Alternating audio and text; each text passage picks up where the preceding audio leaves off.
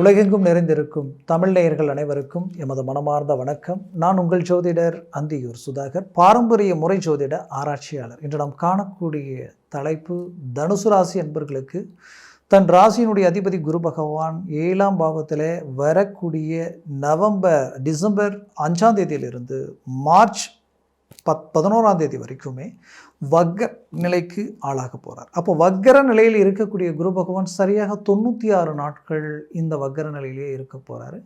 அப்பேற்பட்ட குரு பகவான் தனுசு ராசி என்பவர்களுக்கு எப்பேற்பட்ட மேன்மையில தரப்போகிறார் அப்படின்றத இந்த காணொலியில் தெளிவாக விவரமாக நம்ம பார்க்கலாம். அப்போது தனுசு ராசி என்பர்கள் ராசியினுடைய அதிபதி வக்ர நிலை அடைவது சிறப்புன்னு சொல்ல முடியாது. ஏன்னா 7ஆம் பாவத்தில் குரு இருக்கிறது சிறப்பு. பட் அதே 7ஆம் வீட்டில் இருக்கக்கூடிய குரு வக்ர நிலைக்கு மாறும் பொழுது சற்று உங்களுடைய வேகம், செயல், திடீர் முடிவுகள், திடீர் யோசனைகளில் சற்று கவனமாக இருக்கணும். அதே சமயம் அவர் இருக்கக்கூடிய இடம் 7ஆம் பாவத்தில் இருக்கார். 1. 2ஆவதாக பார்த்தீங்கன்னா வக்ர நிலைக்கு மாறி பார்க்கக்கூடிய இடம் எதுன்னு பார்த்தீங்கன்னா 3ஆம் இடத்தை பார்க்குறாரு. உங்களது 11 லாபஸ்தானத்தை பார்க்க. இந்த 2 இடமே ஹை கிளாஸாக வேலை செய்யும். எப்படி வேலை செய்யும்னா, உங்களுடைய ராசியை பார்க்கும் பொழுது மட்டும்தான் சற்று நீங்கள் எடுக்கிற முடிவை கொஞ்சம் யோசித்து சிந்தித்து செயல்படணுமே தவிர, இந்த இரு இடங்களில் பார்க்கும் பொழுது திடீர் வளர்ச்சி, திடீர் முன்னேற்றங்களை தரக்கூடிய லாபஸ்தானத்தில் பார்க்கும் பொழுது மிகச்சிறந்த யோகத்தை கொடுப்பார். அந்த யோகம் உங்கள் வாழ்க்கையில் இத்தனை நாட்களாக இல்லாத ஒரு வளர்ச்சியை நீங்கள் சந்திக்கக்கூடிய ஒரு காலமாக இது இருக்க போகுது.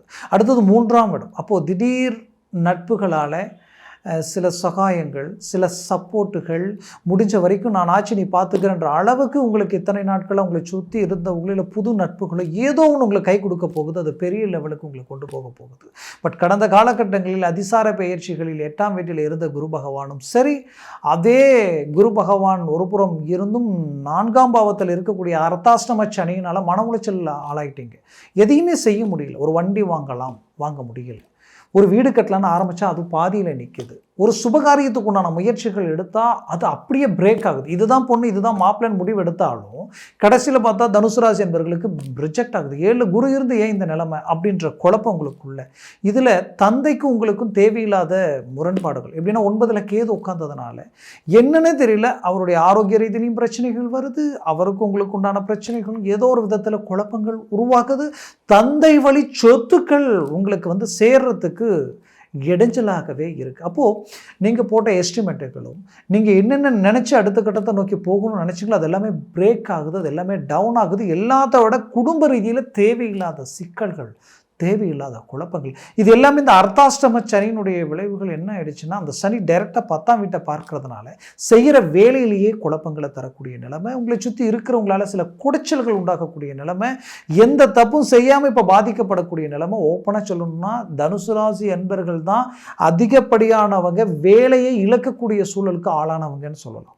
அந்த லெவலுக்கு பாதிப்புகளை கடந்து வந்தாச்சு. பட் எந்த அளவுக்கு நீங்கள் இழப்புகளை சந்திச்சிங்களோ ஒரு விதத்தில் அந்த குருவினுடைய தாக்கத்தினால இந்த 3ஆம் பாவமும் + 11ஆம் பாவமும் பலம் பெறக்கூடிய இந்த தருணத்தில் மாபெரும் மாற்றங்கள் உருவாக போகுது. விட்ட வேலையை பிடிக்கக்கூடிய ஒரு காலம், குடும்பத்தில் இருக்கக்கூடிய சிக்கல்கள் தீரக்கூடிய காலம், பிரிஞ்சவங்க ஒன்றிணையக்கூடிய ஒரு காலம். அந்த 3ஆம் இடம்ன்றது ஒரு கனெக்டிங், ஒருத்தரோட ஒருத்தர் இணையக்கூடிய ஒரு காலத்திற்கு சார்ந்தது. அப்போ இது எல்லாமே உங்களுக்கு ஒரு நல்ல பெரிய லெவலில் ஒரு அருமையான மேனேஜ்மெண்ட்டை உருவாக்க போகுது. அதுலேயும் தனுசு ராசி அன்பர்கள் ரொம்ப எச்சரிக்கையாக இருக்க வேண்டியது, ஒருத்தர்கிட்ட வாக்குறுதி கொடுக்கும் பொழுதும் சரி, குடும்ப ரீதியில் இருக்கக்கூடியவங்க கிட்ட என்ன கோபம் வந்தாலும் கொஞ்சம் அமைதியாக பேசிட்டு போகிறது நல்லது. அதுவும் உங்களுடைய உறவினர்கள் ரீதியில் ரொம்ப கேர்ஃபுல்லாக இருங்க. ஜாமீன் கையெழுத்து யாருக்கும் அவ்வளோ சீக்கிரமாக போட்டுறாதீங்க. அவசரப்பட்டு இன்வெஸ்ட்மெண்ட் எதுலையாவது பண்ணிடாதீங்க. கொஞ்சம் பொறுமையாக நின்று நிதானமாக யோசித்து இதில் நம்ம இறங்கலாமா வேண்டாவான்ட்டு செயல்படுங்க. அது ரொம்ப நல்லது. அதே சமயம் என்னை பொறுத்தவரையிலையும் இந்த உங்களுடைய டீட்டெயில்ஸ் எல்லாமே பார்க்கும்போது என்னை பொறுத்தவரையிலையும் இன்றைக்கி இருக்கக்கூடிய காலகட்டங்களில் ராகு இருக்கிற இடம் மிகச்சிறந்த இடம்.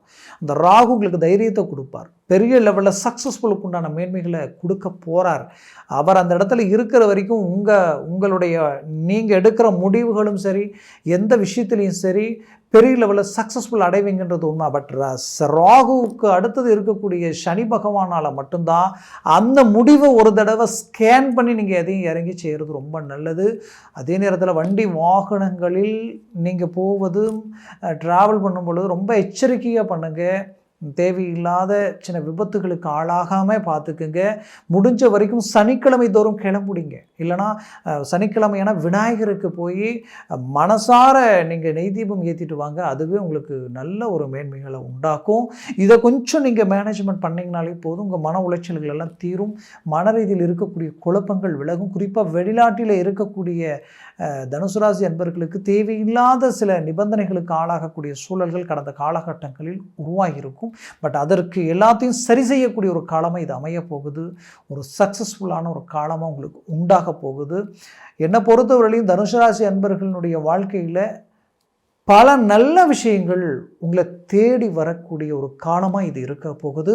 அதில் குறிப்பாக நான் சொல்லணுன்னா, ரொம்ப நாள் புத்திர பாக்கியம் இல்லாதவங்களுக்கு புத்திர பாக்கியம் இந்த தருணத்தில் கிடைக்கும். அதுலேயும் குறிப்பாக சொல்லணுன்னா, பூர்வீக சொத்துக்கள் உங்களை அடையக்கூடிய ஒரு காலமாக இது இருக்க போகுது. ஏன்னா தனுசு ராசி அன்பர்களுக்கு இதில் நீங்கள் பார்க்கணுன்னா, பாக்யாதிபதி சூரியன் அப்போது இந்த காலகட்டங்களில் தனுசை கிராஸ் பண்ணக்கூடிய ஒரு அருமையான காலகட்டங்கள். அப்போ தனுசை கிராஸ் பண்ணும் பொழுது சூரிய பகவான் தன் தந்தை வழி சொத்துக்களும் அதே நேரத்தில் உங்களுடைய உடன் பிறந்தவர்கள் ரீதியில் இருக்கக்கூடிய சிக்கல்களும் தீர்க்கக்கூடிய ஒரு காலமாக இது அமையக்கூடும். இது ஒரு நல்ல காலகட்டங்கள். அதே நேரத்தில் சற்று எச்சரிக்கையுடன் செயல்படக்கூடிய ஒரு காலகட்டங்களாக இருக்கும். சில நேரங்களில் சடனாக டென்ஷன் ஆகிடுவீங்க. அந்த டென்ஷனில் நீங்கள் என்ன பேசுகிறீங்கன்னே தெரியாது. அந்த காலகட்டங்களில் மட்டும் கொஞ்சம் எச்சரிக்கையாக இருக்க. ஆரோக்கிய ரீதியில் ரொம்ப எச்சரிக்கையோடு செயல்படுங்க. முடிஞ்சால் ஒரு மருத்துவ ரீதியில் உடல் ரீதியில் ஒரு செக்கப் பண்ணிக்கிறது நல்லது. அப்பப்போ மெயின்டெனன்ஸ் பண்ணிக்கிறது ரொம்ப நல்லது. இது எல்லாத்தையும் கொஞ்சம் மேனேஜ்மெண்ட் பண்ணிங்க. ஏன்னா வாழ்க்கையில் கடந்த காலகட்டங்களில் ரொம்ப ரிஸ்க் எடுத்து கடந்து வந்துட்டீங்க. ரொம்ப மன உளைச்சலை கடந்து வந்துட்டீங்க. அந்த மன உளைச்சலை கடந்து வந்த உங்களுக்கு இப்போவும் நிறைய இக்கட்டான ஒரு நிலைமையில் ஃபேஸ் பண்ணிகிட்ருக்கீங்க. உங்களை தவிர வேறு யாராலையும் இந்த நிலைமை இந்த அளவுக்கு சமாளிக்கிறது சர்வசாதாரண விஷயம் இல்லை. பட் நீங்கள் சமாளிச்சிட்ருக்கிறீங்க. அது பாராட்டக்கூடிய விஷயம். பட் இதுக்கு மேலே சாதிப்பீங்க. 2026 ஆகக்கூடிய கிரக பயிற்சிகளால் பெரிய லெவலில் சாதனைகள் கொடுக்கக்கூடிய ஒரு காலமாக இது இருக்க போகுது. அதை பற்றி அடுத்த காணொலியில் நம்ம பார்க்கலாம். என்னை பொறுத்தவரையிலும் தனுசு ராசி என்பவர்கள் கொஞ்சம் சிந்தித்து செயல்பட்டீங்கன்னா பெரிய லெவலில் சக்ஸஸ்ஃபுல்லாக நீங்கள் அடையலாம். அதே நேரத்தில் என்னை பொறுத்தவரையிலும் புது தொழில் புது முயற்சிகளில் இறங்கக்கூடியவங்களுக்கு இது ஒரு நல்ல காலம்தான். நீங்கள் தாராளமாக இறங்கி செயல்படலாம். இடமாற்றங்கள் செய்துகிட்டு இருக்கக்கூடிய வேலையை நான் இங்கேருந்து அங்கே மாறலாம்னு நினைக்கிறீங்கன்னா தாராளமாக இந்த நேரத்தில் இதை நீங்கள் செய்யலாம். அதனால் ஒரு ஒன்றும் தவறில்லை. பட் இருக்கிறத விட்டுட்டு அங்கே போக வேண்டாம். போகக்கூடிய இடத்த கன்ஃபார்ம் பண்ணிக்கிட்டு இதை விடுங்க. அதுதான் உங்களுக்கு நல்லது. மேற்கொண்டு நான் சொன்ன இந்த பலன்கள் எல்லாமே கூச்சார ரீதியில் தான் உங்களுக்கு சொல்லியிருக்கிறேன். ஜனன ஜாதகமும் திசா புத்தியும் சர்வாஷ்ட வர்க்க பரல்கள் பொறுத்து பலன்கள் மாறுபடும். அப்படி பார்த்தீங்கன்னா இந்த குரு எத்தனை பரல்களோடு இருக்கிறார் அப்படின்றத பார்க்கணும். ஒரு 3க்கு மேலே 4, 5, 6, 7 இருந்துட்டால் ஜாக்பாட் அடித்த மாதிரி. அதே 4க்கு கீழே 2, 1, 0 மாறிடுச்சுன்னா அது நெகட்டிவாக வேலை செய்யும். அதனால் ஜனன ஜாதகத்தை பார்த்து முடிவிடுங்க. அதுலேயும் திசா புத்தி உங்களுக்கு பர்ஃபெக்டாக இருந்தால் இன்னுமே அது பெரிய லெவலில் சக்ஸஸ்ஃபுல் கொடுக்கும். அதனால் பார்த்துக்கலாம். பார்க்கணும்னு நினச்சிங்கன்னா கீழே இருக்கக்கூடிய கான்டாக்ட் நம்பருக்கு கால் பண்ணி முன்பதிவு செய்து வாட்ஸ்அப் மூலமாக உங்கள் ஜாதகத்தை அனுப்பி தெளிவாக விவரமாக கேட்டு தெரிஞ்சு அதை சார்ந்த முயற்சிகளும் முடிவுகளை எடுங்க. அது 100% சக்ஸஸ்ஃபுல் கொடுக்கும். மேலும் உங்களது வாழ்க்கை வளமாக அமைந்திட எமது மனமார்ந்த வாழ்த்துக்கள். நன்றி, வணக்கம். மீண்டும் சந்திக்கலாம்.